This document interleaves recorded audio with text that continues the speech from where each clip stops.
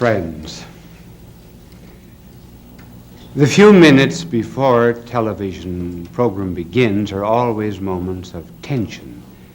There's a countdown and one is always waiting for the cue to start. It reminds me of a woman in an Arkansas town, a very small town. She was trying to crash the society in this village, but her husband was not very social, so she kept him upstairs with instructions that he was not to come down to the tea under any circumstances. She invited in the ladies, and she was charming them at tea, and her efforts were just about crowned with success when a voice was heard from upstairs. It was the husband, and he was saying, "Ma, there are only clean towels in the bathroom. Is it all right to start one?" So we get the cue and start a television show. And this one is about America. Sometimes the Europeans make great fun of us. This really and truly happened to a friend of mine who was studying in Switzerland. And it seems this American had gone over for his first visit to Europe. And my friend in Switzerland, who was an American, said, "Well, how do you like Europe?" "Oh," he said, "I don't like anything about it." He said, "They're not up to date. They do not have the latest gadgets. The television not in the hotel rooms." And then he said, "Buildings are old." He said, "There are churches here that are over 1,000 years old." And then dirty. "I don't find anything beautiful here." My American friend said, "Well, don't you think Switzerland is beautiful?" He said, "Take away the scenery, and what have you got left?"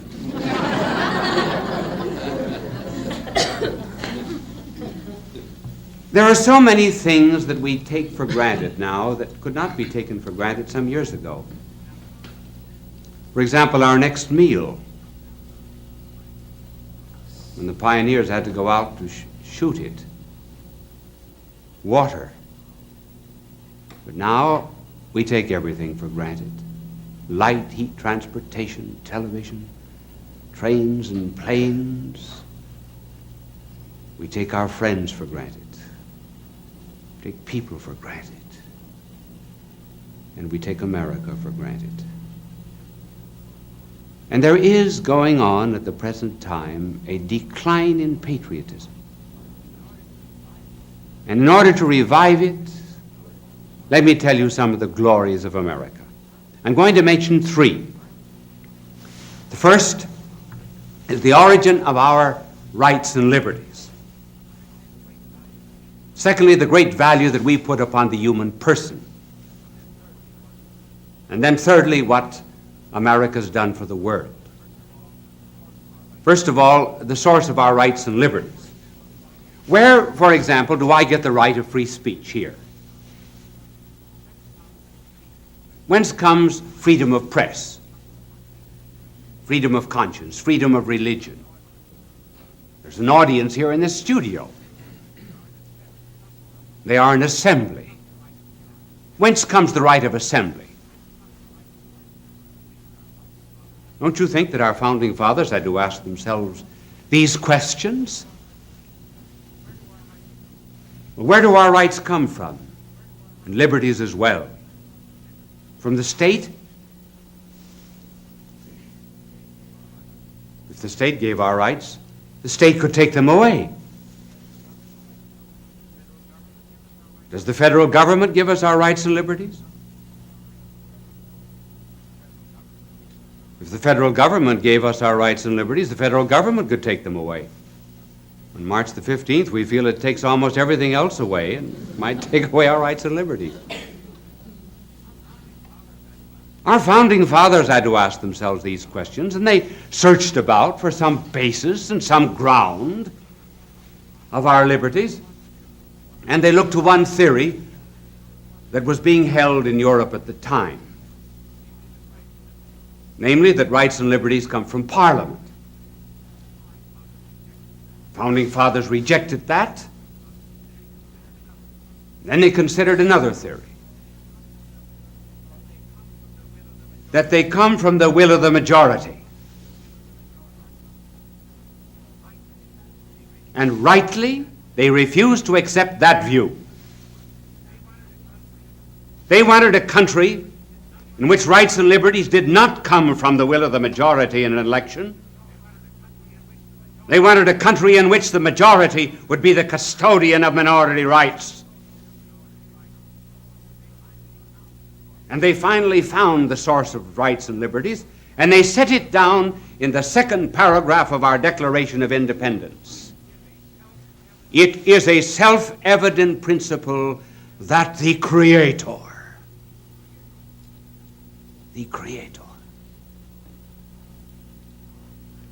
has endowed man with certain unalienable rights,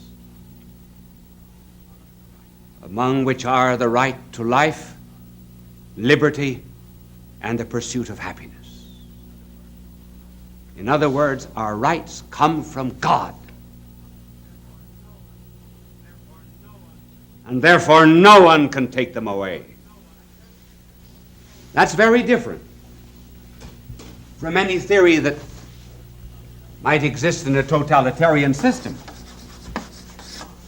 This is why we call now all of our rights and liberties inalienable. The Constitution puts it unalienable, but the meaning is the same. Now, if our rights came from a party,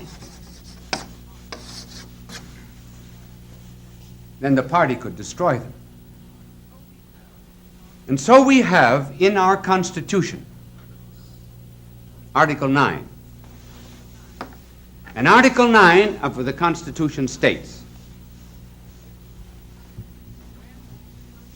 when the Constitution grants rights and liberties to the citizens, it must never be assumed that the people have no other rights than those granted to them by the Constitution. In other words, simply because we have certain rights, we must never think that we have them because they're in the Constitution. No, we have them because they're divinely given. And we do not have to wait for all of our rights and liberties in the enumeration by a Bill of Rights or the Constitution. See our country as theological foundations. In other words, our Declaration of Independence is a declaration of dependence. We are independent because we are dependent on God. If we wish to keep our rights and liberties, or rather our trees, we have to keep our forest. If we wish to keep our light and heat, we must keep our sun. If we wish to keep our perfumes, we must keep our flowers. If we wish to keep our rights and liberties, we must also keep our God. Piety and patriotism go together. That's the first glory of being an American. And then there's another. And this second glory has to do with the value that our government puts upon the human person. Have you ever noticed how our Constitution begins? It begins, you see, no matter what I talk about, my angel cleans my board for me. Even though it's on the Constitution, he still works faithfully. Now here is the way our Constitution begins. We, the people,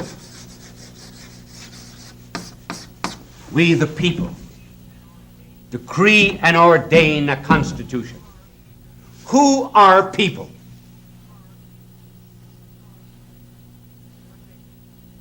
What makes people? Persons make people. What is a person? Person is someone who answers the question, who is it? A person is one who has rights and liberties, even though he is not useful, like a baby or a sick person. But above all, a A person is one who cannot be replaced. Like your mother, father, wife, husband, so forth. And a person is one who is self-determined.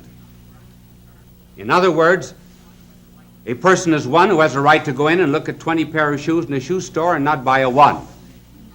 The determination comes from inside oneself, not from the outside. One is not pressured.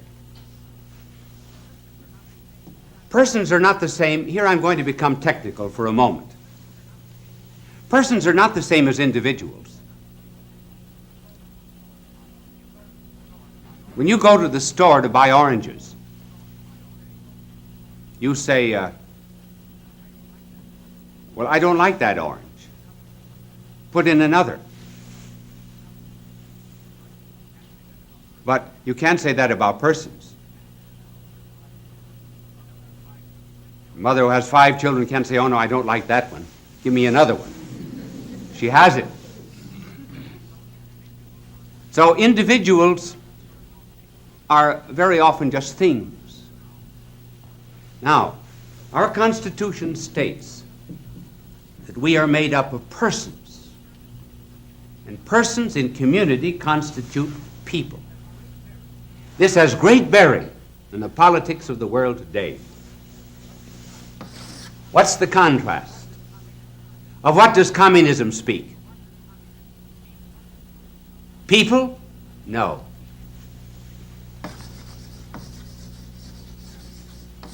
Masses. Who are masses?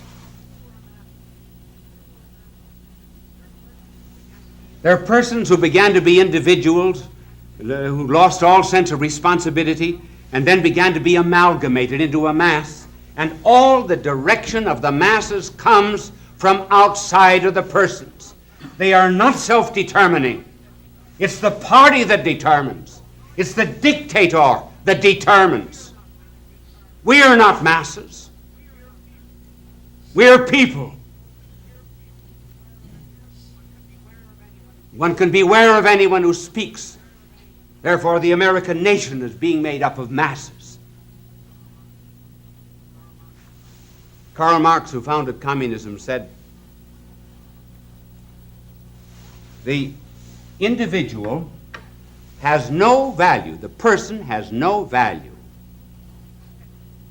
except he is a member of the Communist Party. If he's not a member of the party, he has no value. We say he has value independent of any party. I remember some years ago, Haywood Broun, the great journalist, told me of a friend of his who was a cartoonist for the Daily Worker, which was the communist daily in New York City. And this cartoonist had developed cancer and was unable to work. And he was living in great poverty. And Broun, who had a profound love of humanity, went to the Communist Party of New York and asked them if they please wouldn't do something for this man who had dedicated his whole life to them and has used his talents in drawing cartoons for their paper every day. And the party said to Broun, he doesn't exist anymore. He no longer has value for the party. Therefore, he's of no importance. We cannot help him. The greatness of America, therefore, is its belief in the value of a man. That's why we're interested in just one citizen who might be taken prisoner in another country. And where does this stem from? It stems from, after all, the Christian tradition. One wonders if really the Christian part of democracy was not grounded and founded on that day when Our blessed Lord was unfurled like a wounded eagle on the cross, and he turned to a thief on the side of him and addressed him in the second person singular, saying, "This day thou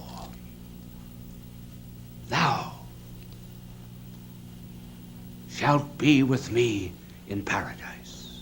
He called his sheep by name. Everyone had a value because he was a person and therefore bore the image and likeness of God. This is the second glory of being an American. And the third and final, though there are more, but we do not have time to develop them all, it's our relationship to the rest of the world. Look at what we have been to the world since our beginning. The very beginning of our national history was one in which the United States was a sanctuary to the persecuted peoples of the world. In other words, those who were suffering from any kind of intolerance could come to our shores. And that still is true. Just as there was a ring on the door of certain churches in the Middle Ages where a criminal was pursued by law could have recourse. If he touched that ring, he was immune from civil prosecution, threw himself upon the mercies of God and the church. And we've been that sanctuary to peoples of other lands. And then we became an arsenal.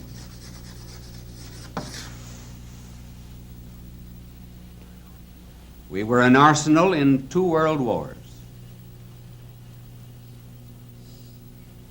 And we did not gain 1 inch of territory. Nor did we ask for it.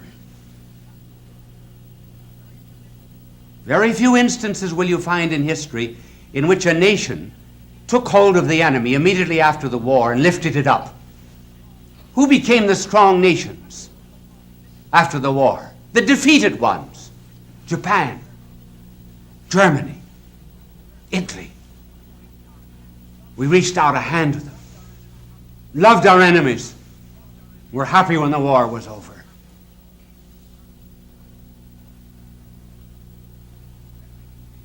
Then we became, and this is what we are at the present moment, we are a pantry.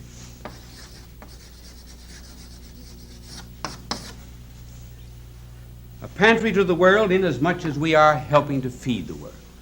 And I'm speaking not just of giving money, because that does not make many friends. I rather speak of the food that we are sending to the 2/3 of the people of the world who go to bed hungry every night. Do you not think that this is going to draw down upon us many of the blessings of God? While we find complaints, there are always complaints in any human temporal society, nevertheless, I believe really and truly that we are destined under providence to be a secondary cause for the preservation of the liberties of the world. We have indeed a task that is not easy, because the people that are being pursued by totalitarian states have to depend upon us, and Providence has asked us to succor them. We're something like Simon of Cyrene. Remember, here was this man from Africa, where Cyrene was in Africa, who one Good Friday morning stationed himself along a roadway to Calvary. He was just curious, as any man was curious about a fellow man going to death. And as he stood there, the long arm of the Roman law reached out to him.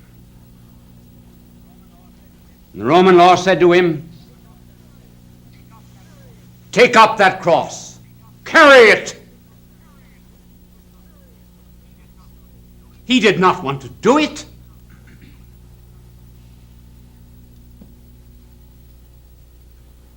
But he carried it. After a while, the burden became sweet and the yoke light. And so it is with America. Here, a great part of the world laboring under communism and in danger of being consumed by it is on this terrible roadway of modern politics, and Providence is laying its hand on the shoulder of Americans, saying, "Take up their cross, carry it." And we're carrying a nobler cross than we know, and even a nobler cross than we deserve. Yes, we're brought close to danger, that is true, and we're like the eagles, you know, that build their nests high in the crevices, always overlooking abysses. And then when the mother eagle has hatched out the young, she will push one of the young birds over the nest. And the little eagle will fall down to what must seem like certain death. And just before it crashes in the rocks below, the mother eagle swoops down and gathers up its young on its giant pinions, flies into the air, and then out from under the bird, catches it again before it falls, repeats the process until the bird has learned to fly. And so America's pushed close and close, very often to disaster. And yet Providence, somehow or other, each time is gathering us on its giant wings. As Moses said, as the eagle stirs among its young, so God stirs among the nations, and particularly our own. And that maybe is why we, in the profundity of our vocation, have chosen as our symbol not a serpent, not a lion seeking the one whom it would devour, but we've chosen as our national symbol an eagle, flying upwards and onwards to the source of all our rights and liberties, unto God. Bishop Sheen was a pioneer in Christian broadcasting. He produced thousands of radio shows and appeared on countless television programs. When he received television's Emmy Award, Bishop Sheen said, "Thank God for a good season." The Greeks used to speak of piety, and by piety they meant love of God, love of neighbor, and love of country. Be proud of your country, as Paul was proud, saying, "Cibus Romanus sum, I am a Roman, and so I am an American." Bye now, and God love you. Fulton J. Sheen is indeed a man for all seasons. He walked a paced beat, allowing us to glimpse his nature and ponder its worth and to enjoy its presence. Bishop Sheen authored over 90 books. He broadcast countless radio and television programs and ministered in many parts of the world to people of every belief. As he said many times, it is not a unity of religion we plead for, but a unity of religious people. We may not be able to meet in the same pew, but we can meet on our knees. The bishop wrote 94 books, recorded countless radio shows, and appeared on hundreds of network and syndicated television programs. His legacy is a treasure of joy that transcends time and helps us to believe that truly life is worth living.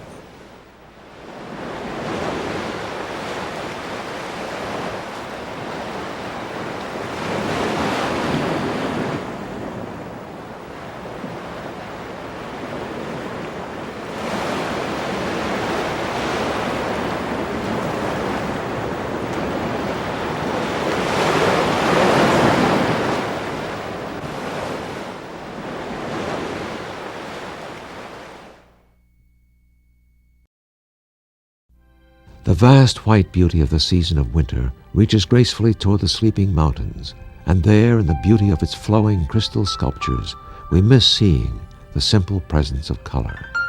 Even our warm, wild creatures know it's not easy finding green under a blanket of snow. but it's nice to have a friend to help you look. It is in this season of winter that we celebrate the Bethlehem birth of the child Jesus. Bishop Sheen says, "It was a breakthrough in time that changed our world, for we found a belief that is the love of the truth."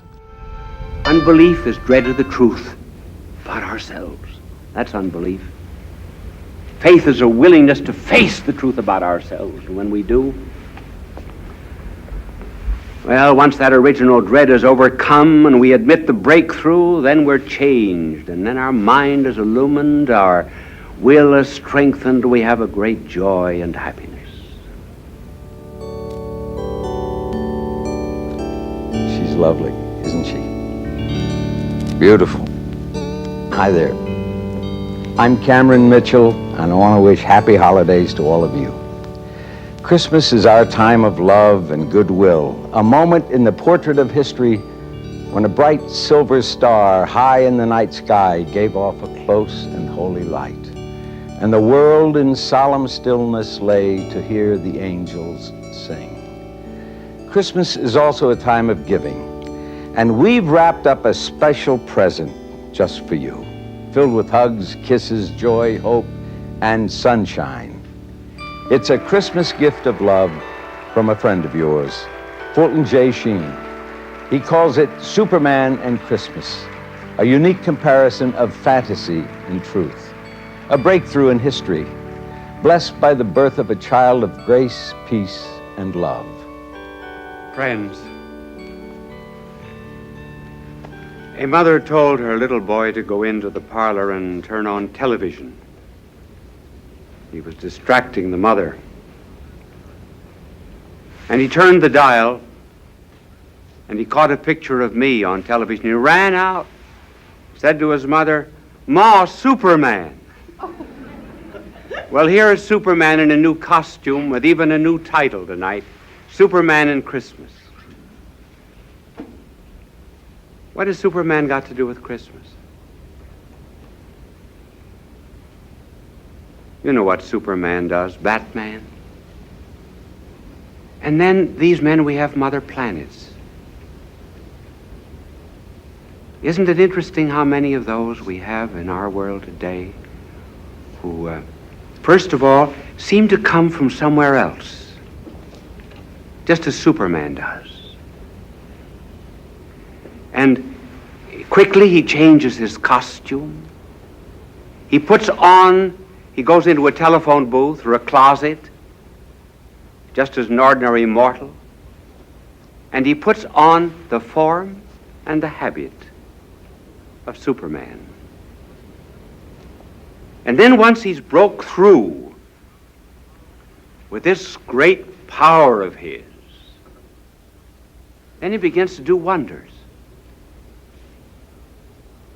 He relieves us in our afflictions, helps damsels in distress, defends those who have been persecuted, the lover of the poor and the socially disinherited. And this intensely pleases the American people. Why is it that programs of this kind are so popular? I think there's a subconscious reason, almost an unconscious one. First of all, we know that the help that we need is not just among us ordinary mortals and the affairs of daily life. If we are to have the inner strength that we need, it has to come from outside. We've never expressed this, perhaps in so many words, but we know the need of it. And Superman, Batman, and men from other worlds, they satisfy our needs, at least from the point of view of imagination. They give us what we lack. We know that of and by ourselves we are not enough. Just as the music that we love is the music we already have in our own hearts, so too the amusements that we like are the unconscious expressions of hidden desires. Superman is the desire for Christmas. It should not be hard for our generation to understand Christmas. Now I'm going to show you how Superman and Christmas are somewhat alike. I really didn't need to use this blackboard tonight, but I'm going to use it just for this one illustration so my angel can clean it. It would be terrible to have a Christmas show and not use my angel.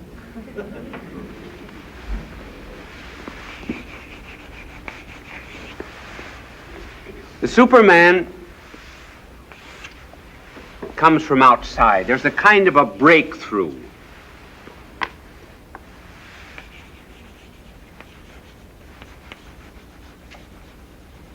Is that clear?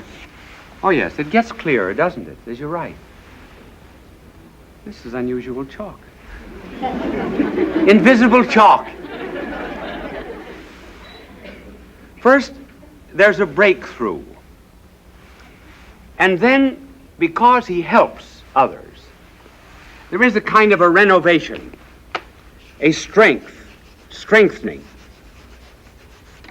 an aiding. Now, Christmas is just this. First, there is a breakthrough. And instead of someone going into a closet and taking on the form and the substance of a Superman, the breakthrough this time is the God coming down to earth, breaking through time, splitting it so much so that from that time on to this, it's BC and AD.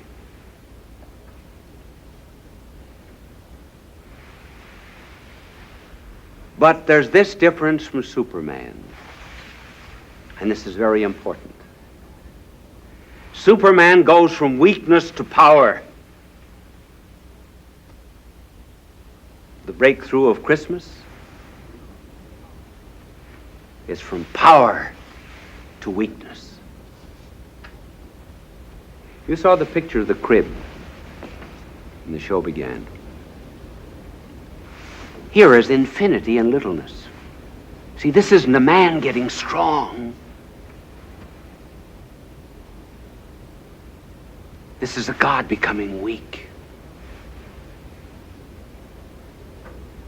He who made the world is in the world, even rejected by it.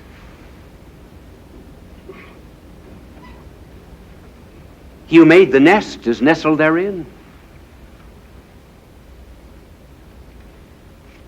The tiny little hands that are not quite long enough to reach the huge heads of the cattle are the hands that hold the reins, that steer the sun and moon and stars in their courses.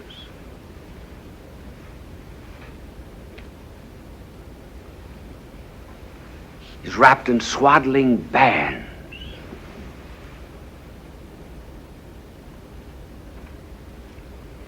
Divinity, enclosed, wrapped, confined, cabin, cribbed, helpless as a babe.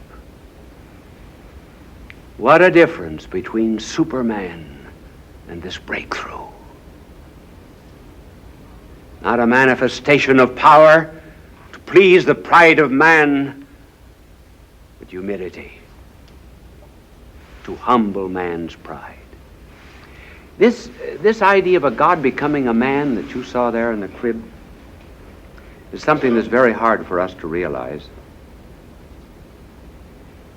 Just suppose a Suppose you loved dogs, and you were sorrowful for the way dogs were treated by some masters or neglected. And you had the power to dispossess yourself of your body. But you could do with your soul what you wanted. And you took that soul of yours and you put it into the body of a dog.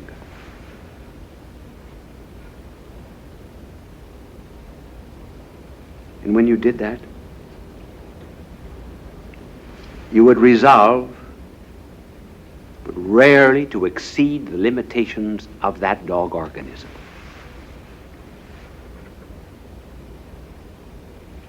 What a humiliation that would be. You know that you had a mind that could write poetry and that could study science and absorb literature and understand Dante and Aquinas, and yet here you were in the body of a dog. And then there would be another humiliation. And that other humiliation would be because you went into the organism of a dog, you would have to associate with other dogs, knowing all the while that you were better, that you were a man. You think it humbling to become a dog just simply to give dogs examples of good conduct? Well, what do you think it is for this breakthrough? Not going into a closet, but going into a stable and a crib.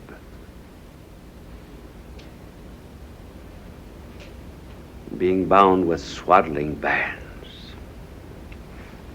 That's the difference in the Superman. Weakness instead of power. And then the other difference is that Superman, when he comes to this earth of ours to do his wonders, only touches the environment. He touches what is outside of man. In other words, I've never seen chalk like that before. Angel, where did you get it? You've got to wait for an effect. It's like telling a funny story. It just doesn't happen all at once. All the Superman does is to change circumstances on the outside. But he does not touch man on the inside. That's the difference. And when God becomes man, when we have Christmas, he leaves circumstances very much the way they are. He leaves Roman soldiers parading through the streets. The same problems. Pain and suffering and hunger and so forth. But he begins reforming the hearts of men. And once they are reformed, then if they live according to his way, then they'll do away with these boring things of indigence and suffering. So the God-man works in the heart of a man. It's very much as if, now I wonder if my angel will use an invisible eraser. Now, this internal operation of God when he comes to this earth may be likened to a plague. Suppose that there was something in the world today like the Black Death during the Middle Ages. Remember, that wiped out 1/3 of the population of Europe? And suppose a great scientist found a remedy for that plague. And he made the remedy available to the whole human race. There would be some who would come to be relieved. Others might not. Now that's just exactly what happened when God came to this earth. We're all willing to have our circumstances changed. We like to have more money. Maybe live in a different house. But do we want our thinking changed? Do we want our loves changed? And the God-man who came to this earth came for the remedy for moral and spiritual plagues, came to make us happy on the inside. Not everyone wants it. He came into his own, and his own received him not. Now this is Christmas in terms of the Superman. Now let me reduce it to a concrete case. The breakthrough, how he operates through what we call his grace. It means an illumination of the intellect and a strengthening of character. I did a great deal of work in my life in Soho Square district of London, which is the international area of London. And in one church there, because I was an American, I had to get up early and read the first Mass. The English sleep late. Well, this was Christmas morning. Christmas. And that night there had been a heavy London fog. Believe me, our smogs here in New York are nothing compared to the fog of London. When I opened the door, a limp figure fell in. It was a young woman. She'd been asleep against the door. It was almost frozen. And I said, how did you happen to be here? She said, I don't know, Father. I said, oh, Father? Yes, she said, I used to be a Catholic, but not anymore. I said, how did you happen to be here? Well, she said, I don't know, I was a bit drunk. Well, I said, men often drink because they like the stuff, and women drink because they don't like something else. What didn't you like? Well, she said, I didn't like the three men. She says that I was going with, and they were beginning to find it out. I was playing false to them. So I got drunk. What is your name? She told me her name, pointing to a billboard on the Cross and Blackwell Jam office building across the way. I said, is that your picture there? Yes, she says, I'm the leading lady in that musical comedy. Well, I went in, made her a cup of coffee, and I said, come back now this afternoon. And she said, I will come back on one condition. That you don't ask me to go to confession. I said, all right. She said, I want you to promise me faithfully that you will not ask me to go to confession. I said, I promise you faithfully not to ask you to go to confession. So she came back that afternoon before matinee, and I said, we have a Rembrandt and a Van Dyck in this church. Would you like to see them? She said, yes. So as we walked down the side aisle, we passed the confessional box. I pushed her in.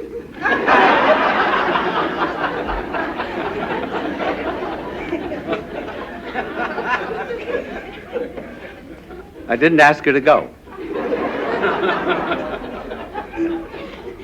I always keep my promises.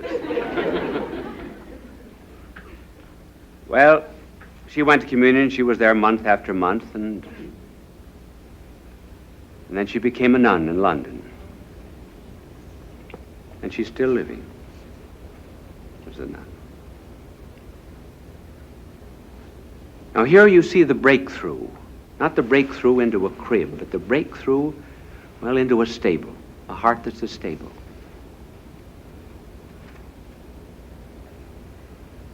And then when the breakthrough happened, there was a change, a renovation of heart and character, so that she was no longer what she was before. It was not the outside that was changed, it was the inside. Now that's what Christmas is. Christmas is not just something that has happened, it's something that is happening. And some of us, we're afraid of it. It's very much like people go through life not knowing they have cancer. They're unhappy, they're sick, they're a bit miserable, but they don't know why. If a doctor tells them that they have cancer, then their whole attitude toward life changes. They may be even able eventually to find a remedy. So people stay away from this babe of Christmas. They stay away from Christ. They're a bit afraid. Unbelief is dread of the truth about ourselves. That's unbelief. Faith is a willingness to face the truth about ourselves. And when we do, well, once that original dread is overcome and we admit the breakthrough, then we're changed. And then our mind is illumined, our will is strengthened, we have a great joy and happiness. So I say, therefore, it's hard for some people to accept Christmas. But I'm going to give you a tip, because I'm talking to everybody. I always do on television. If you do not want to start there, in that stable, with the full recognition of that breakthrough, I will tell you where to start.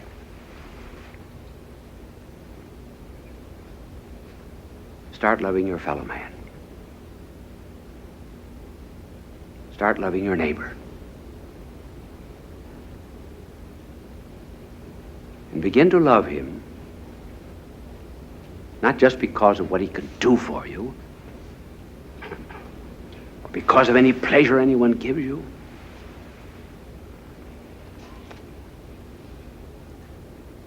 but just love him as a fellow man, and then eventually you begin to see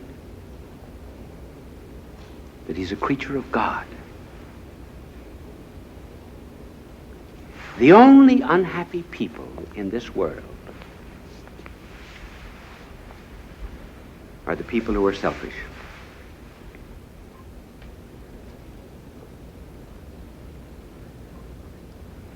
And I have known in this world some people who just loved humanity. Won't you begin to love really and truly? Please do that for me, and you will eventually come to know the true meaning of Christmas. Then you'll have a Merry Christmas.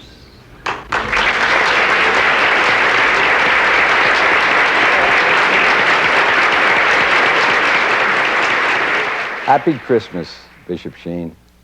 Happy Christmas. In your presence, there is a benediction and a grace. In your memory, we have lit the candles of fellowship and hope, knowing that our experiences of unity in human relationships are more compelling than the concepts, fears, and prejudices which divide us. These tiny flames must burn in our hearts all year long. Happy Christmas, Bishop Sheen.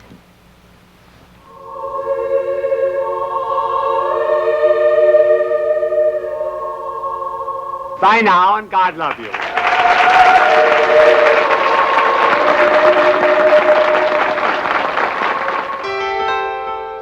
Fulton J. Sheen is indeed a man for all seasons. He walked a paced beat, allowing us to glimpse his nature and ponder its worth and to enjoy its presence. Bishop Sheen authored over 90 books. He broadcast countless radio and television programs and ministered in many parts of the world to people of every belief. As he said many times, it is not a unity of religion we plead for, but a unity of religious people. We may not be able to meet in the same pew, but we can meet on our knees.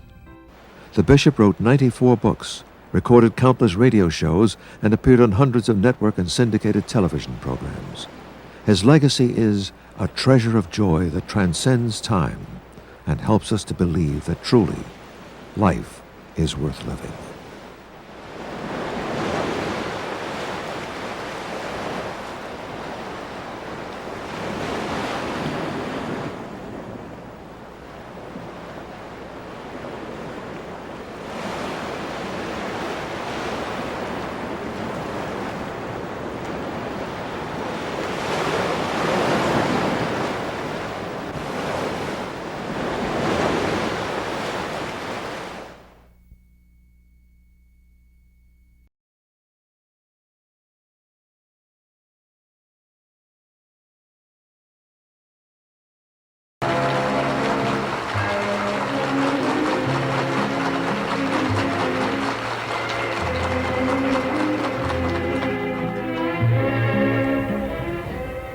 Friends,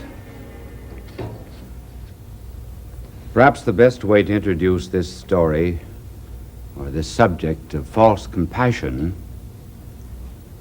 is to tell you about a little girl who hurt her finger, began to bleed slightly, and she went in to see her mother, and her mother bound it up. And then she went up to see her daddy, who was working. And she came down crying. The mother said, "Why are you crying?" Well, she said, "I told Daddy that I hurt my finger, and he didn't even say, 'oh.'" That was just a want of compassion. Compassion is a sympathy, a pity, an ability to be wounded when others are wounded, and to feel the sores of others as one's own. That is compassion. There's always been compassion in the world, and the right kind. We will distinguish later on between the right and wrong kind. Even the old Greek historian Herodotus, who lived several centuries before Christ, tells that he was shipwrecked once on an island, and the people came out and cared for him, built fires and fed him. We know of the compassion, and kindness, and sympathy of the Muslims. They will even kill sometimes their last lamb for a visitor. Then there was the story, it's only a legend, I suppose, about Abraham. One day a visitor came to Abraham's tent, and Abraham killed a lamb, gave him the best bed, showed him every courtesy and kindness, and yet nothing pleased the visitor. He didn't like the food, he didn't like the lamb, he didn't like his bed, he didn't like the tent. And finally Abraham threw him out. And God said to Abraham, "Listen, Abraham, I've been putting up with that man for 40 years. Can't you put up with him for 3 days?"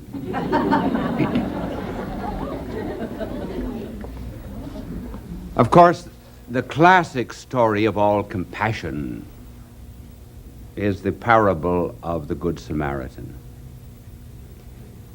And it is interesting how that parable began and how it was occasioned.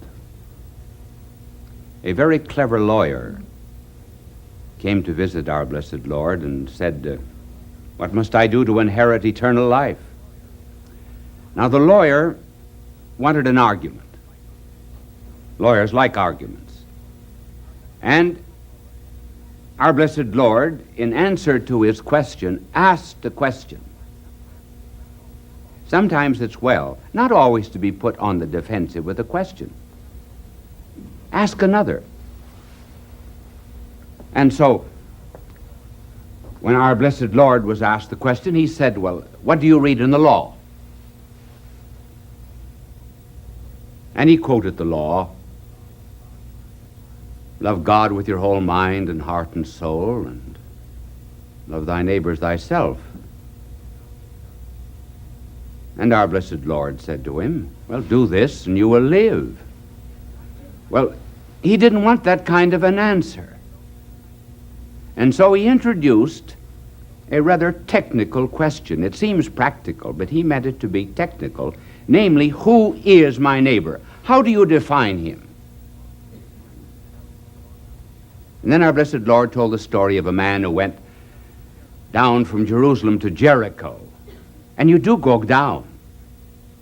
As a matter of fact, the distance between the two places is about 2,400 feet. I mean the descent. And he was waylaid by robbers and beaten. And a priest and a Levite passed by. They had no compassion for the wounded man.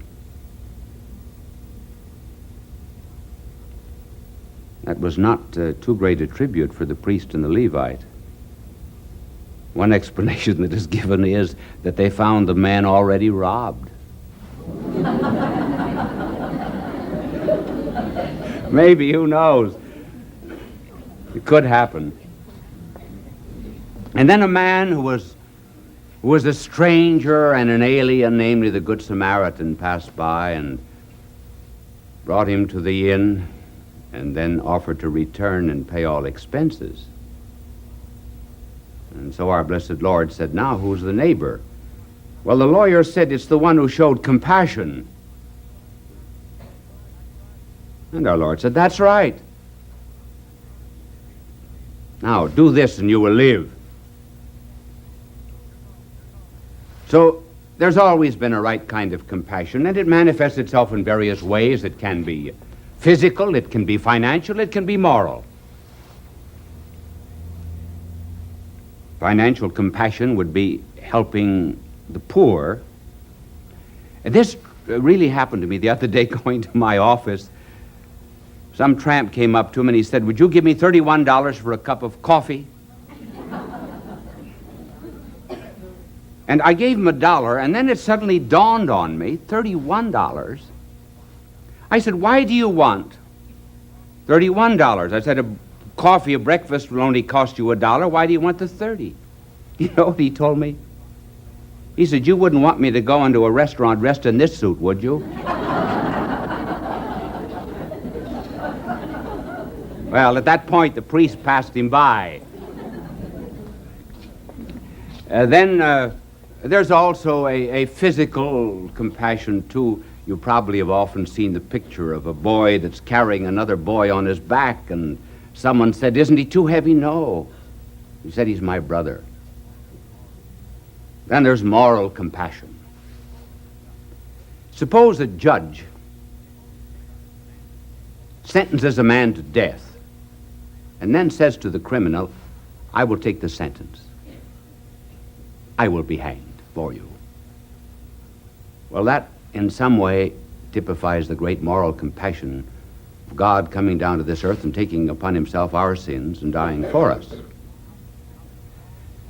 Now, compassion always implies what? It always implies a moral order. Namely, a distinction between right and wrong. Between the man who was waylaid on the road and the robbers and the thieves who beat him up. And compassion also implies that there's a distinction between a man destroying himself through his own fault and being destroyed by others. That's true compassion. Now, what is false? And this is what we're in today. False compassion. False compassion, which is gradually growing in this country, is a pity that is shown not to the mugged, but to the mugger. Not to the family of the murdered, but to the murderer. Not to the woman who was raped, but to the rapist. Not to the poor girl who's given a shot of dope, but to the rich boy who happens to come from a fine family. There are some judges, some in some of our courts. There are some social workers, not all. There are sob sisters. There are the social slobberers who insist on compassion being shown to the muggers, to the dope fiends, to the throat slashers, to the beatniks, to the prostitutes, to the homosexuals, to the punks. So that today the decent man is practically off the reservation. This is the false compassion. How did it start? It started in literature. In the novels of William Saroyan, John Steinbeck,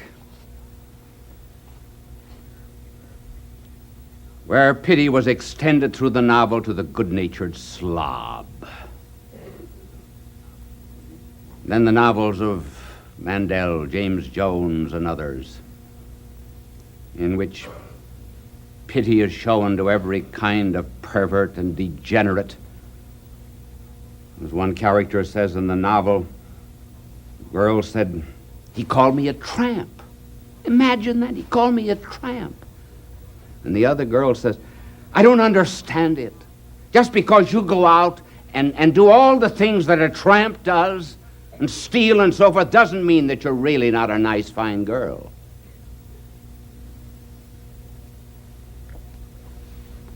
Now, with what result? With the result that crime is increasing, that clemency of a false kind is shown to criminals, and we have this crime picture in the United States.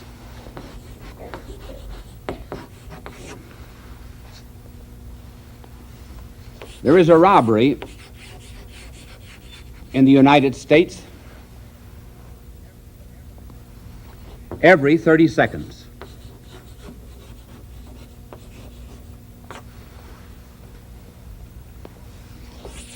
There is an auto stolen every minute.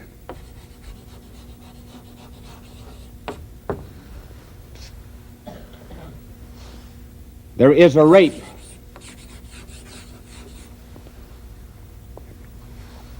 every 3 minutes.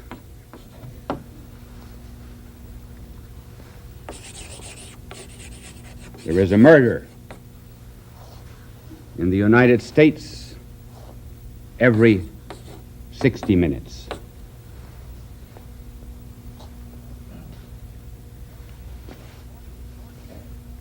"43% of those who have been arrested for robbery and larceny have already received clemency in courts through false compassion." In New York City alone, there are 60,000 narcotic addicts. I do not know how many there are in the United States, but here's the national figure. Of all of those that are arrested for dope pushing, selling, taking narcotics, 37% are released. They are not guilty, they're just sick, that's all, just sick. And most of those are brought back then for more crime, because they've committed greater crimes.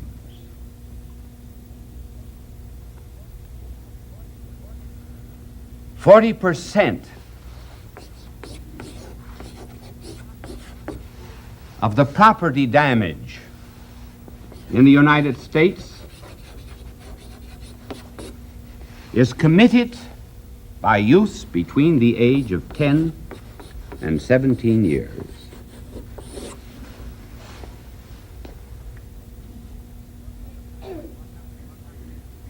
What happens to policemen who are trying to defend justice? 12 out of every 100 policemen in the United States are assaulted in the line of duty. Why assaulted? Is there respect for authority? Or is there pity for the dope pusher, for the thief, for the young mugger who murders an 80-year-old woman for 15 cents?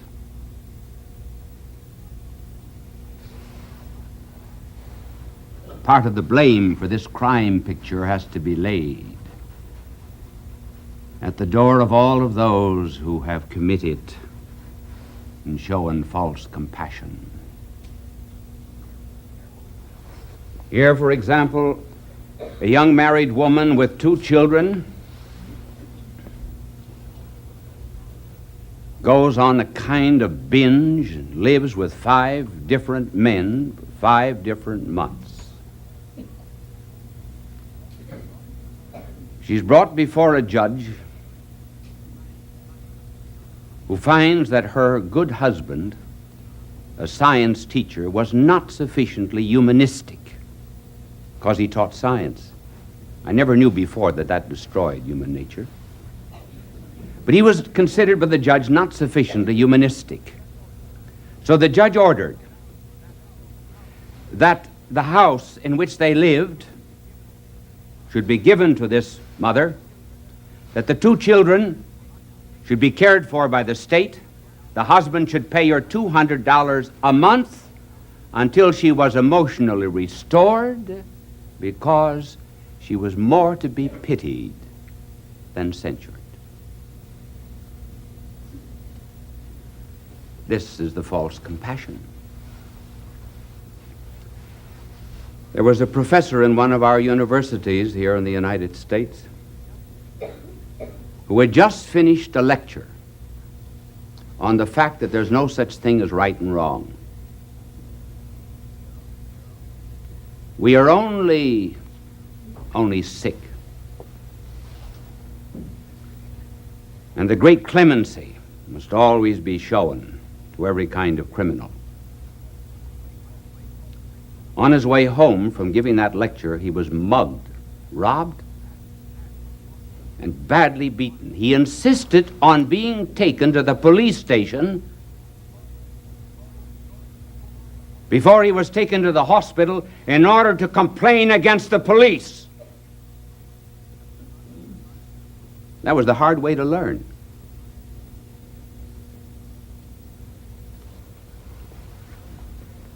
But why this false compassion? Well, we say simply because we've broken down the standards of right and wrong.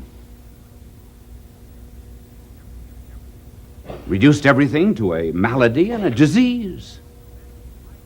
That after all, if I say that the time, let us say, is 10 minutes to 8, and you say, no, it's 10 minutes to 12, well, all right, who's going to decide? You mean to say we got to have something outside of our clocks to decide what is the right time?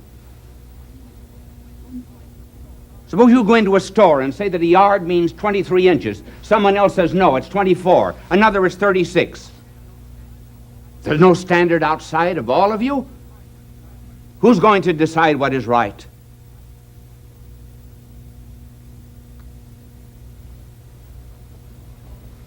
As the great Russian thinker of the last century said, a day is coming when people will say there's no longer any right, no longer any wrong, there's only hunger, and men will come crying and fawning at our feet, saying, give us bread. In other words, it's just the economic that matters. Nothing else. Even youth is saying, many who are arrested today will say, well, no, I gave up alcohol because there was no kick in it. I went in for dope because there was more kick. What will be the next step? What will it be?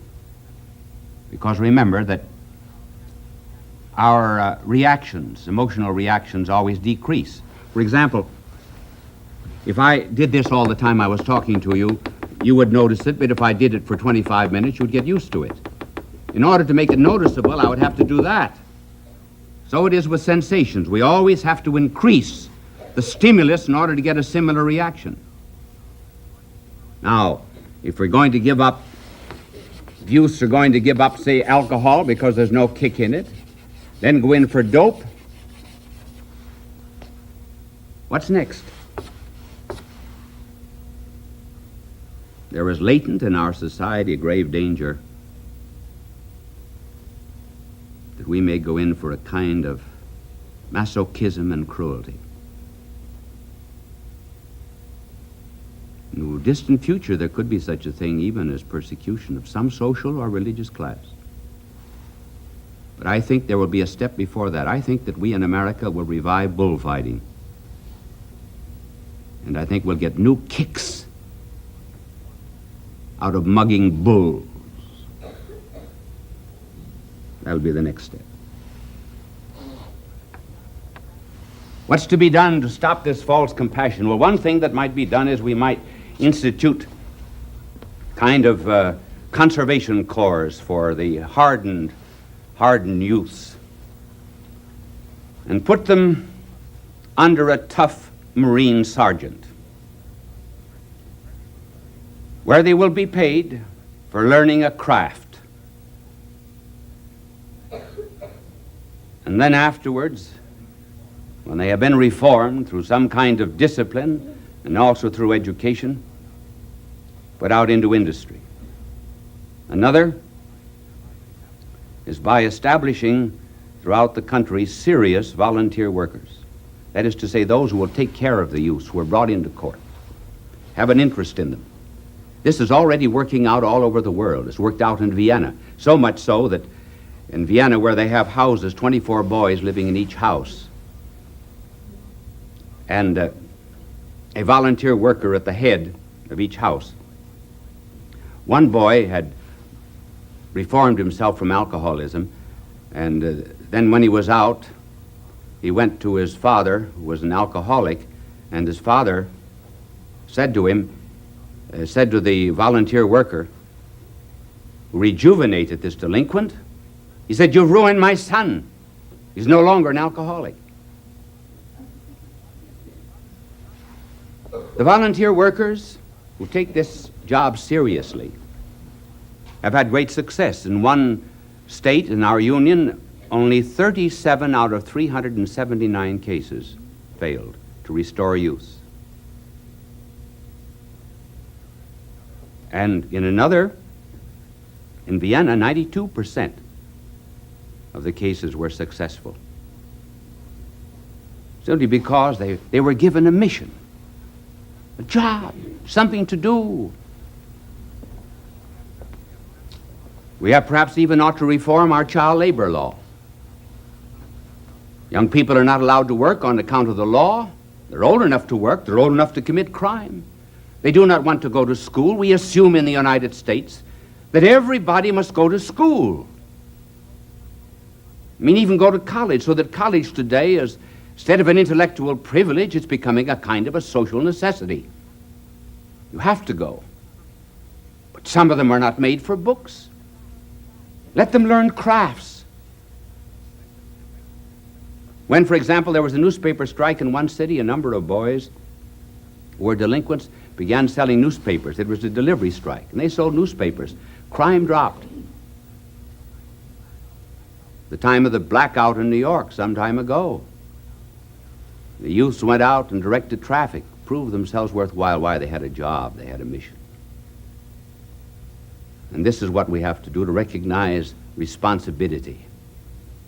Give them a mission, a scope, a plan in life, and restore into our society true compassion, where we make a distinction between the sin and the sinner, as did the good Lord, where we will hate the sin, condemn it, and love the sinner. And with this compassion, we can hear once again the words, "Do this, and you will live."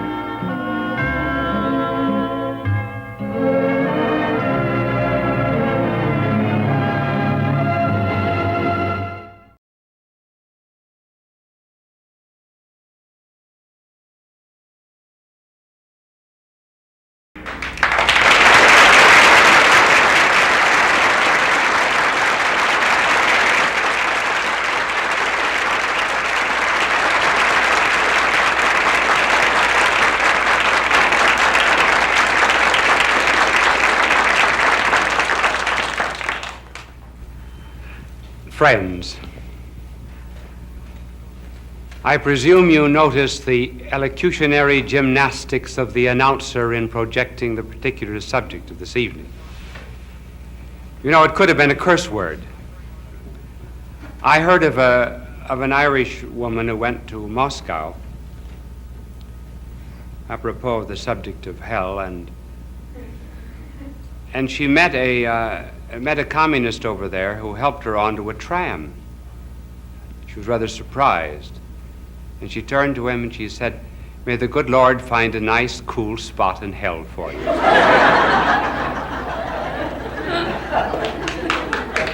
You know, this is a subject, of course, that's bandied about by fundamentalists and modernists. I was once disturbed, about 2 or 3 o'clock in the morning with the doorbell ringing frantically. And when I answered it, there was a drunk at the door, and he said, I don't know the difference between fundamentalism and modernism. And I said, well, you come back tomorrow morning and I will tell you. He says, tomorrow morning I'll be sober and then I won't care.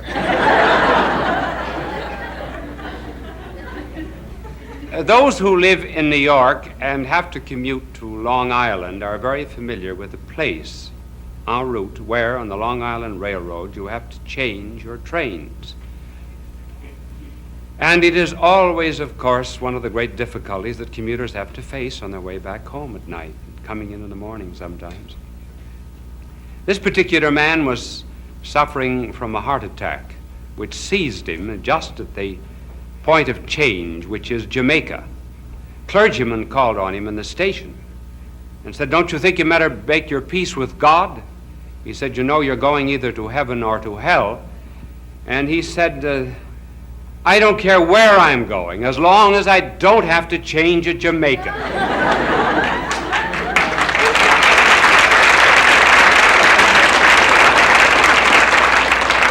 Well, we're not going to talk about the eternal hell, though there is one. We're going to talk about an entirely different kind of hell, which is the psychotic hell, or the neurotic hell. Now, the moral universe has, of course, I suppose, best been portrayed poetically by Dante. And the moral universe was one in which man is here in the center, and he's given a moment of time in which to say aye or nay to his eternal destiny. This is the choice of the moral universe. Now, in our times, hell has moved inward, inside of a man. Freud has done much to put man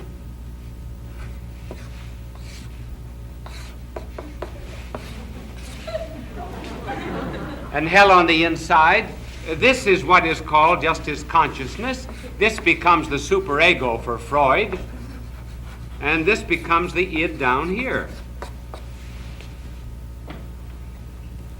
Now, the hell of which we're going to speak is that of not just the egotist, but of the egotist who becomes a neurotic. And we're going to do this first in terms of an incident that happened in the life of our Lord, and secondly in terms of modern psychiatry and psychology. And for our modern terms, we go to the gospel. We go to the young man in the land of the Gerasenes. This young man was possessed, and he reveals in the gospel story the first characteristic of the ego neurotic, namely conflict, contradiction. Man is at war with himself. Now, everyone, of course, is at war with himself, in the sense that he feels dual. We're made up of body and soul. But here, the conflict is much more intense. When our blessed Lord came to this young man, he said, what is your name? The young man said, my name is Legion, for we are many. Notice the contradiction. Personality is the mark of is signified by a name. Now this man says, I do not have a personality. Mine is split. Mine is like the Roman legion. There are 6,000 men in the Roman legion. And so I say my and we and us and legion, in order to indicate that inside of me are perhaps 6,000 different impulses and passions and instincts, all craving for some kind of an assertion. And what this young man revealed as the conflict is also, isn't it nice, you know, for my angel to clean my board when I'm talking about hell? The conflict on the inside of modern man is something like this. Here is the real self, what a man is. Over here is his phantom self, his shadow self, what he believes himself to be. Now, the ego neurotic always has to have this phantom self nourished, constantly seeking praise, adulation, has no reverence or respect, generally for those who will not praise him. He must be served all the time. But while he is boasting, vaunting himself, enlarging his ego, all the while he knows he's a phony, because he has to live with his real self. But he tries to make his way in the world by making, as I say, everyone serve him. Incidentally, he's preparing in a certain sense for the welfare state, for the socialistic state in which every ego is nourished not by his own responsibility and by the fulfillment of his own duty, but by a government, and particularly a socialistic one. That's the first characteristic of the ego neurotic. But it's not yet an inner hell. Now, the second state is one in which there is a hatred of fellow man. This was evidenced in the gospel story by St. Luke saying that the young man lived alone in the tombs. He was homeless. No one would pass by the road where he lived. Putting that in our modern psychological language, a man who cannot live at peace with himself cannot live at peace with his fellow man. Being at war with himself, he projects that inner conflict, that civil war, that earthquake. He projects to the outside. Dr. Viktor Frankl, one of the great Viennese psychiatrists who passed through Nazi and Soviet concentration camps, says that you could always tell the ego neurotic by the fact that he hoarded his cigarettes. When a man in a concentration camp began to keep the cigarettes for himself, he had lost his hold on life and his relationship to his fellow man. He said as long as the man was normal and he saw suffering around him, men going to death and men dying, he would share his cigarettes with others. But when he began hoarding, he was manifesting that antipathy to fellow man, which is the mark of that inner hell.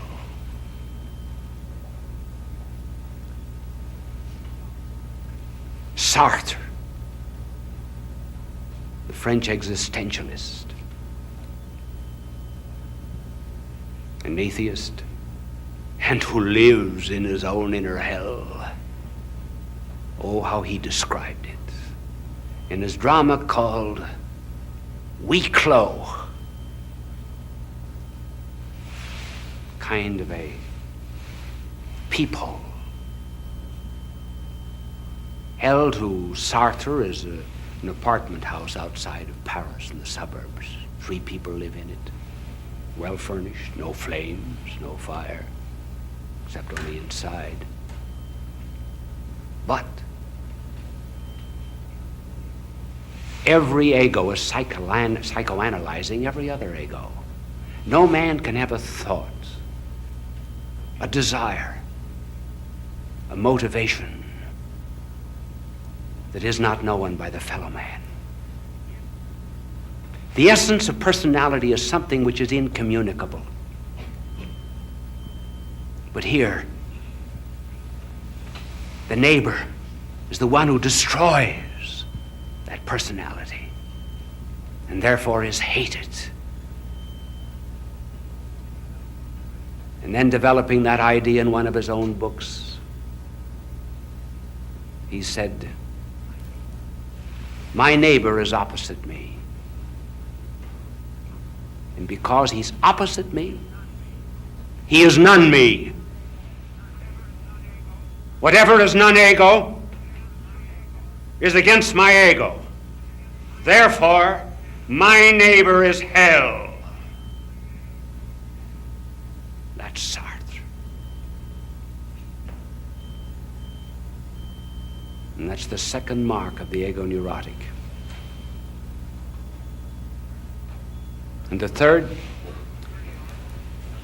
mark is given in the gospel, was when the possessed young man said, or rather the evil spirit in him said to our Lord, why dost thou meddle with us, Jesus, Son of God? Art thou come to disturb us before our appointed time? Notice that he did not deny that Christ was the Son of God. The devil did not. He admitted it.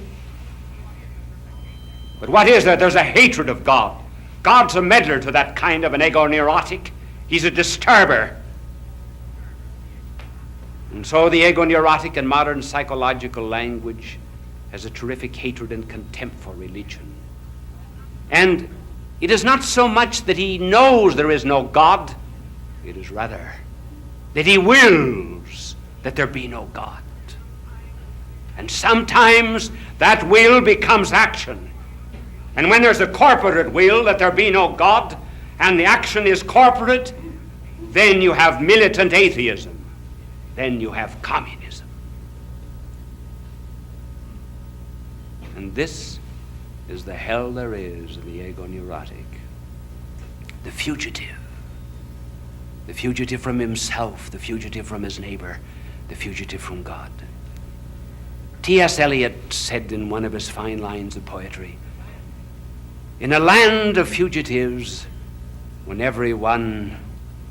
he who goes in the opposite direction seems to be going the wrong way, and everyone is throwing themselves into an abyss, the one who runs from the abyss is called a fool. It's the fugitives who plunge themselves in. And our blessed Lord described this inner hell as a worm and a fire. The worm that dies not. The fire that is not extinguished. We say that even in our common language. When we run up against people of that kind, we do speak of the worm. We say, what's eating you? Or what's burning inside of you?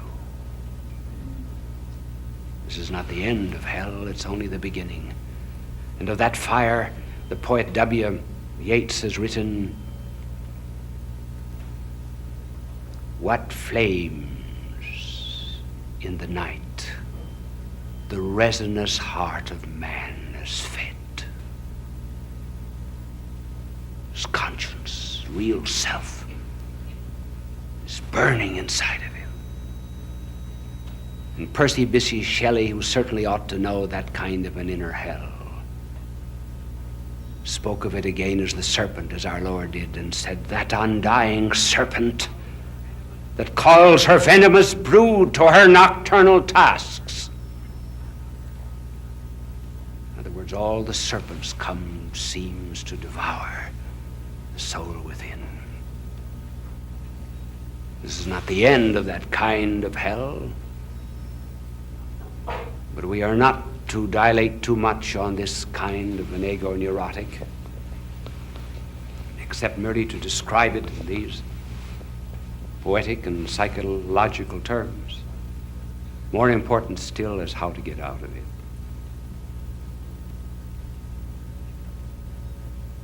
The world is full of these ego-neurotics who hate themselves so much and beat themselves so much that sometimes the beating can become suicide.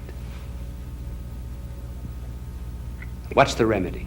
Self-help? Self-confidence? No. There is no psychological do-it-yourself kit that will ever enable a man to get out of that kind of inner worm-eaten and fire-devoured conscience. Nothing. In fact, those who have passed through it say they have a peculiar kind of activity. And here is a strange testimony. The testimony of a man who does not believe in God, who has done everything he could to destroy decency, morality, and virtue. He prided himself in being a follower of Nietzsche to a point where he went on doing evil so that evil would become his good. I'm speaking of the French atheist and communist André Gide. And André Gide says of himself in his diary, if I could at least relate the drama, could depict Satan as he is when he takes possession of a man. An absurd notion, you may think, but I have lately come to understand it for the first time. You are not merely taken prisoner, but the evil, which is an active power, demands from you activity in his service. Where do the communists get the energy? Gide tells us. You are compelled to be fighting for false and perverse causes. No, a man cannot help himself. Our blessed Lord said, what man by taking thought can add to his stature 1 cubit? We cannot gather figs from thorns, grapes from thistles. So there has to be a power that comes from the outside. If, for example, I should take a ball and throw it across this library floor, that ball would go in a straight line unless there was a superior power that diverted it in another direction. So too the ego-neurotic mind is going in a certain direction. There's nothing can stop that direction except some power that comes from the outside that diverts it. And that is the difference, you see, between world religions and Christianity. In all world religions and in just psychology alone, man attempts to go to God or to happiness by lifting himself by his own bootstraps, by meditation, by self-denial, by practice of the eightfold way. Whereas in Christianity, this is the process. God comes down to man. In other words, a beachhead is established from the outside in the heart of man who wants to get out of that inner hell.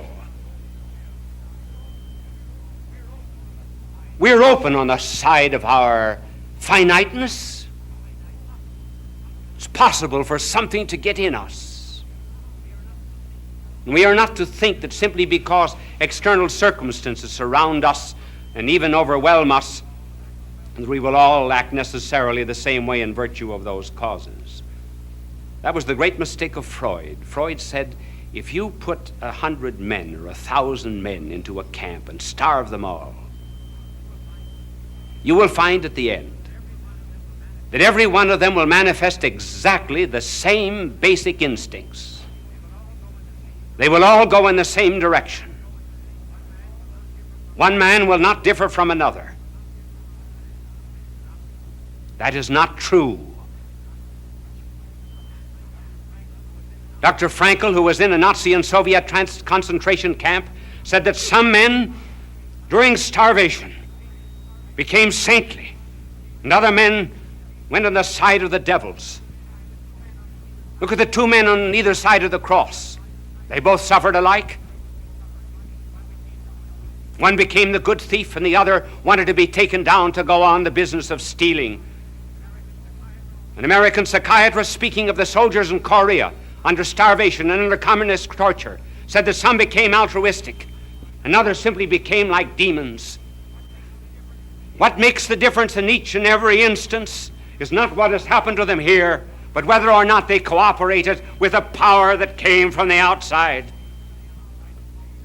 And I suppose if there's anything that illustrates this outer power that comes unknowingly into people even when they live together, it is the story of the editor of the London Daily Worker, the communist sheet. The editor was a Dr. Hyde. Dr. Hyde and his wife, who was also a leading communist in London, were listening one night to a broadcast given by Molotov, in which Molotov was speaking of peace. Suddenly Mrs. Hyde got up and shut off the radio. She said, "I do not believe that Molotov wants peace. I think he wants war. I think his dove of peace is covered with bayonets. And the only reason he's talking of peace is to deceive the rest of the world." And the husband said, "You're not talking like a communist." She said, "I know I'm not. But I'm talking like someone that's going to get out of this ego-neurotic hell of ours." He said, "If you keep on talking that way, I will report you to the party, and you will be disciplined." She said, "Report me. I would give anything to get out of this." "Why?" He said, "You're talking as if one day you might go into the church." She said, "I am." He got up and said to her, "So am I. Shake."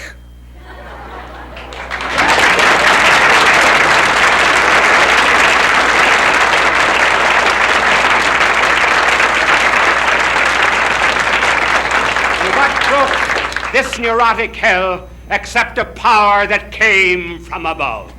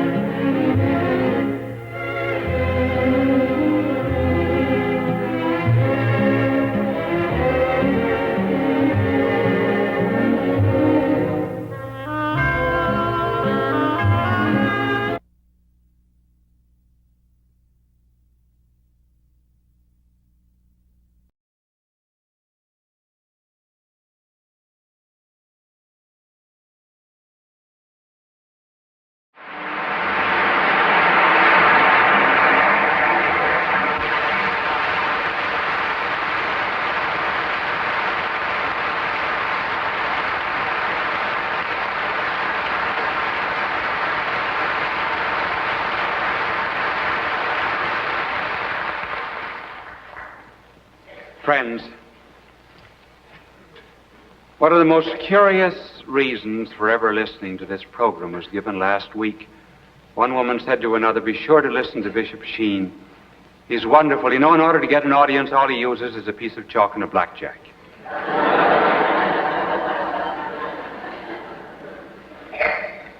Well, you asked for it, namely the subject of angels. We received many requests for that particular subject. As you know, there are various names that are given to angels. Sometimes a pedestrian that jumped too late is called an angel. Every year is a leap year for the pedestrian.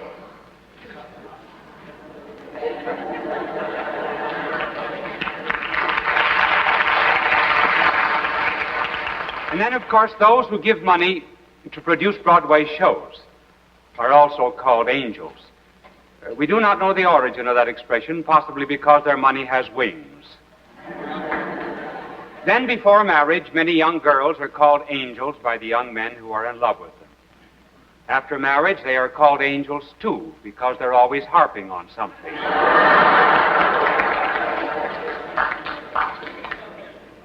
And sometimes, but perhaps less often, young men before marriage are called angels by the young ladies who love them. And then after marriage, well, one little girl said to her mother, Mommy, she said, I've never seen an angel with a beard or a mustache. Do men ever go to heaven? And the mother said, yes, child, but they get in by the close shave.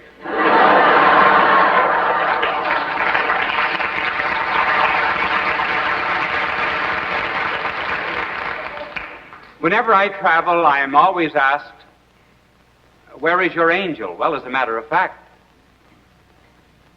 I always tell them, but they never seem to understand it. Well, I have my angel with me, so have you. Of course, you cannot see the angel. But our modern world does not believe in angels. Curious, but an angel is put in the category of a myth. Around Christmas time, we have a number of gold ones for commercial purposes. But it is felt to be just a transitional period between infancy and that of adult maturity. And the reason we do not believe in angels is easy enough to understand. Our modern world happens to be rather materialistic. And so most people live in a closed universe, in the sense that they believe that man is just an animal. He has no immortal soul. The sole purpose of life is a little security and a little pleasure. There's no world of spirit outside this world of matter. Modern minds are very much like the Soviet world. Soviet world is a closed society. The only great influence in the outside world the Soviets allow in is science. That's because they can turn science back against the world. Well, if you live in a materialistic universe which denies spiritual values, obviously there's no place for angels. Then there are other penalties, too. One shows up in architecture. Have you noticed that modern architecture is absolutely without decoration? Look at the building of the United Nations. It looks like a kind of a cracker box. Cellophane windows, and many of the buildings that are going up on Park Avenue. Why this type of architecture? Well, simply because since there's no spirit world, nothing immaterial, then there's nothing to represent symbolically. When people had faith and when they believed in a world beyond this, then matter was used to symbolize the spirit, such as gargoyles and cathedral, phoenixes and the like. And when we settle down to the dull, drab existence of a material universe, decoration passed out. We also see this effect of materialism on the relationships of person with person. How little courtesy there is in the world today. There used to be courtesy and politeness simply because we believe that every other person bore within himself a divine image. Hence we treated that person with respect. Today, little courtesy anywhere.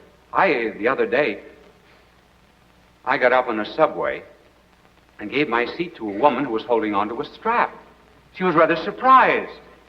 And she said to me, Why did you do that? Well, I looked at her and I saw that she was absolutely incapable of understanding a spiritual reason, and I said to her, well, madam, I tell you, ever since I was a little boy, I've had an infinite respect for a woman with a strap in her hand.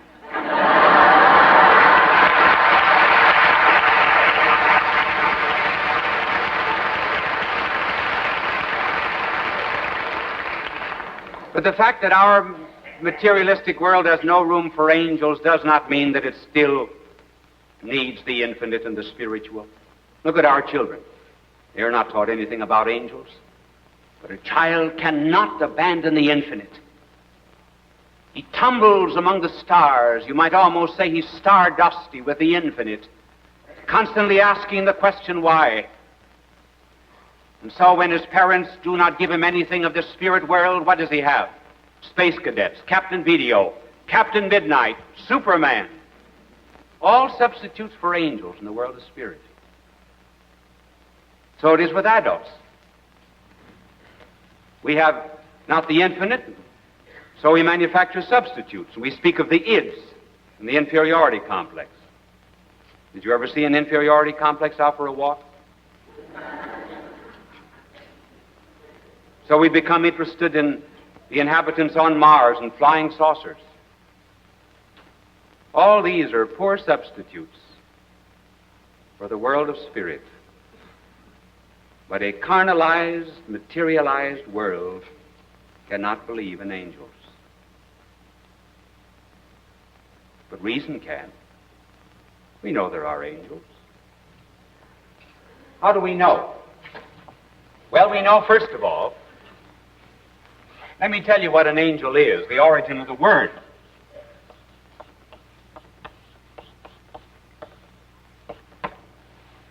Angelos means messenger.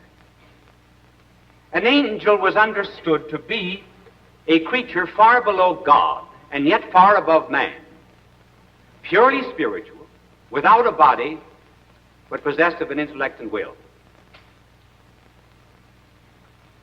Jews believed in angels.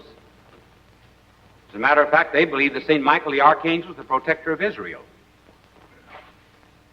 Muslims believe in angels. Christians believe in angels. And pagans believed in angels. Reason demands angels. Seneca speaks of angels. So does Virgil. So does Plutarch. Epictetus said that every man is a guardian angel. Plato and Aristotle said that God used the angels for the government of the world. And the reason pagans believed in angels was something like this.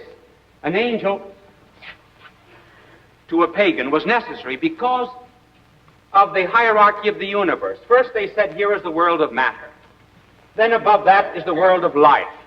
Above that is the world of sentiency belonging to animals. Above that is the world of intellect and will in man with a body. Therefore they said there ought to be some creatures above, possessed of an intellect and a will, but without a body and below God. And hence they peopled their world with angels. An angel is very smart, much smarter than man. He knows more science than Einstein, knows more baseball than Leo DeRocher, knows more jokes than Bob Hope, and knows a million times better than I do how to give a good television show. When an angel has an idea, take, for example, the idea of man, the angel knows every individual man in the world in virtue of that universal idea. We do not. We just know humanity in general. I know that girls would like to have ideas like that, so if they had a general idea of a man, they would know every single man in the world. That belongs only to angels. But then, of course, an angel does not know everything. There are certain limitations. An angel does not know future contingent events. An angel does not know the mysteries of grace, unless God reveals those. And thirdly, an angel does not know the secrets of the heart and the motivations of the will. Only the psychiatrist knows those. Then an angel has no body. When angels appear to man, they have the appearance of bodies, but they're just like the dickies the waiters wear. They zip up the back. The theme song of an angel is, I ain't got no body.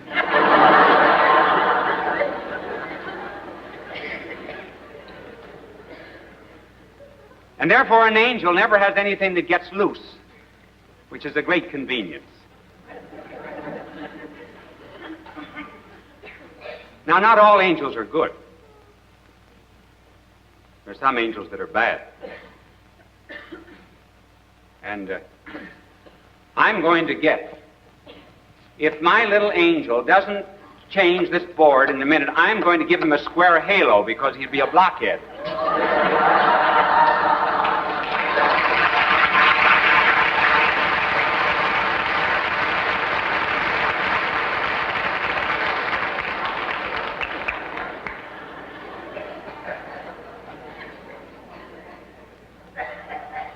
Angels were created good, but they were not confirmed in glory.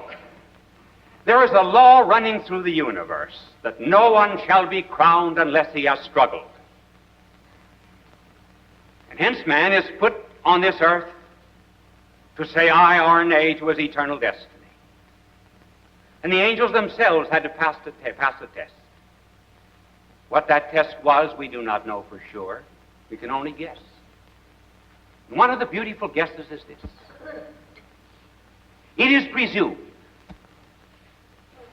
that God revealed to the angels the fact that man would sin through an abuse of freedom, and that God would redeem man in the person of Christ.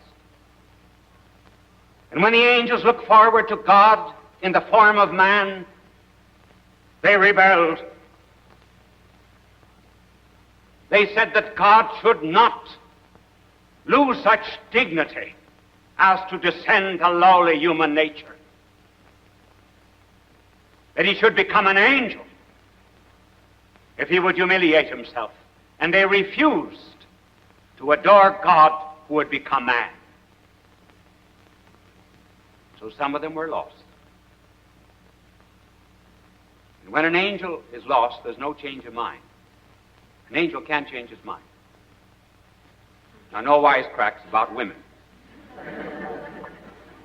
You say the reason a woman's mind is cleaner than a man's is because she changes it more often.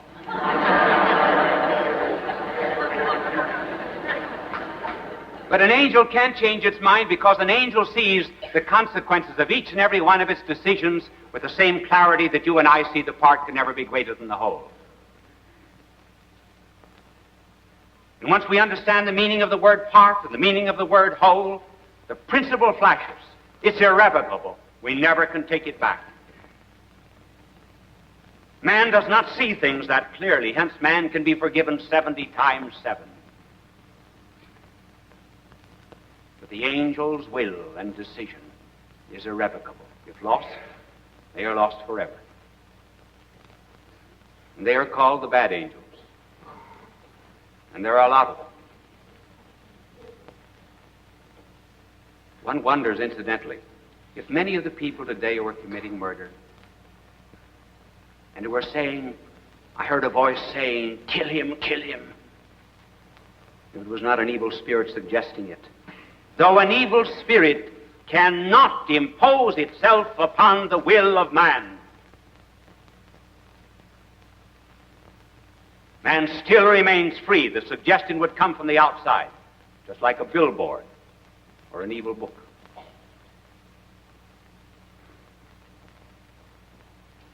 Now, what is the function of angels? Well, we'll not have time to tell the functions of all the angels, some that glorify God, others that are used in the government of the universe, but we'll mention 2 that concern man. One function of the angel is illumination, and the other function is that of being a guardian. First of all, illumination. An angel can illumine our mind in the way of truth and also infuse good ideals. We should not be surprised at that.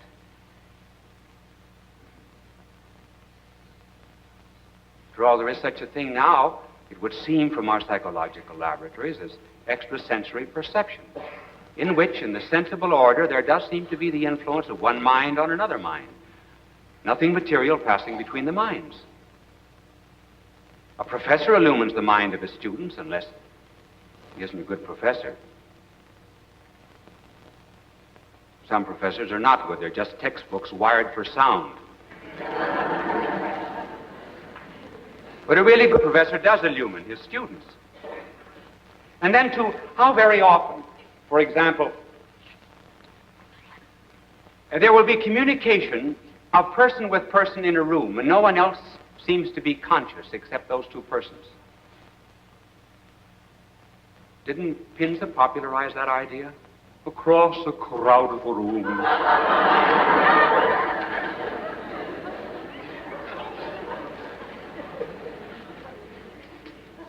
And I think, too, not only does an angel put good ideas into our heads, but I believe also that an angel sometimes, when we do wrong, stirs up our souls, causes a little bit of anxiety and worry and fear, so that if we're not going to God with the path of goodness, the angel will worry us until we throw ourselves back again to God. It is a pity that human beings who have angels, and every individual has an angel, it is a pity they're not more conscious. The fact that they could be much wiser if they pray to their angels. After all, aren't we much better always when we travel in society that's a little bit nobler than ourselves? Even the children, have you ever noticed? They will often say to their mother, "Mama, watch me as I do this." And then they always do it better. I play better tennis with a pro than I do with a dub. Why, you have a chance to move in a far better society than the Joneses. Why worry about keeping up with the Joneses? Keep up with the angels. And you'd be far wiser and happier. And then, too, an angel is a guardian. Every person in the world has a guardian angel. And why? Well, because every individual is worth more than the entire universe. As our blessed Lord said, "What doth it profit a man if he gain the world and lose his soul?" Below us there are only species, and nature is careful not to preserve individuals, but just species. But when you come to man, each one is of sovereign worth, and God has given to each a guardian. And hence our Lord said of the guardian angels of children, that the angels of children always see the face of the Father in heaven. What is it that protects children when they fall out of second and third story windows? One wonders, honestly, how a child ever gets to be a man. When you think of the pots and pans they can pull off on themselves, and all the harm that they can get into and the fires they start, it's a good thing the good Lord has given them guardian angels. And parents ought to tell their children about the guardian angels and pray to them in order that the children may be safe during the day. And then even in times of war. A Jewish soldier told me this story. During a battle, he was with 4 men in a trench. And it seems as if this particular shell that hit killed the 4 men. He alone was saved. He said he heard a voice saying to him, "Get out of this trench." And he crawled on his stomach across the mud to another shell hole, and as he did, the shell exploded in the one that he left. In the second hole, the second time, he heard the voice, and he left that, and the shell exploded there, and that continued 5 times. The Jew afterwards told me, for the first time in my life, I began to feel the protection of God through an angel. He said, I'd read about angels in the New Testament, but had never thought of them. And then flying. Some people are afraid to fly. You know, I think that's a terrible insult against God to be afraid to fly. Because people are practically saying to the good Lord, as long as I'm here on this earth, you can't touch me. I'm safe.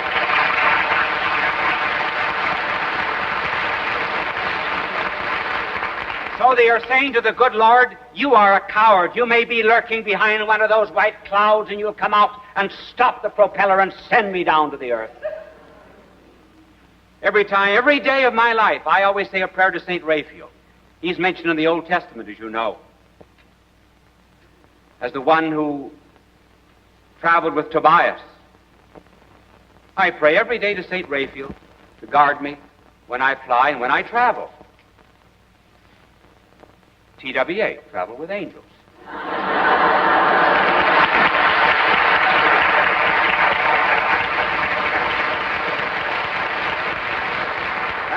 That commercial ought to get me a free trip to Newark sometime.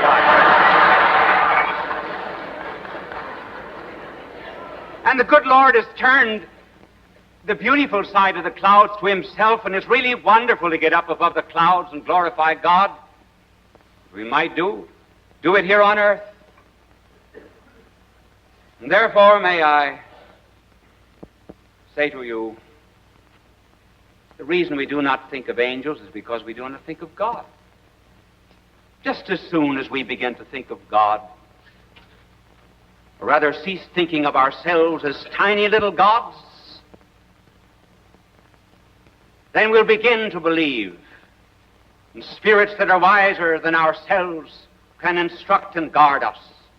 There may be a public library around the corner from you, but you do not use it, and therefore are not wise. There may be uranium in your backyard, but you do not use a Geiger counter, and you are not wealthy. There may be a Bible on your shelf, but you're not reading it, and therefore lacking spiritual inspiration.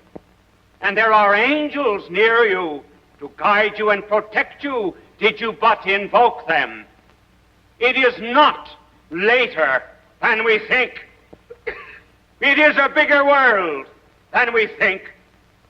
Stir your soul, start a wing, and you will discover it to be the wing of an angel of God. Bye now, and God love you.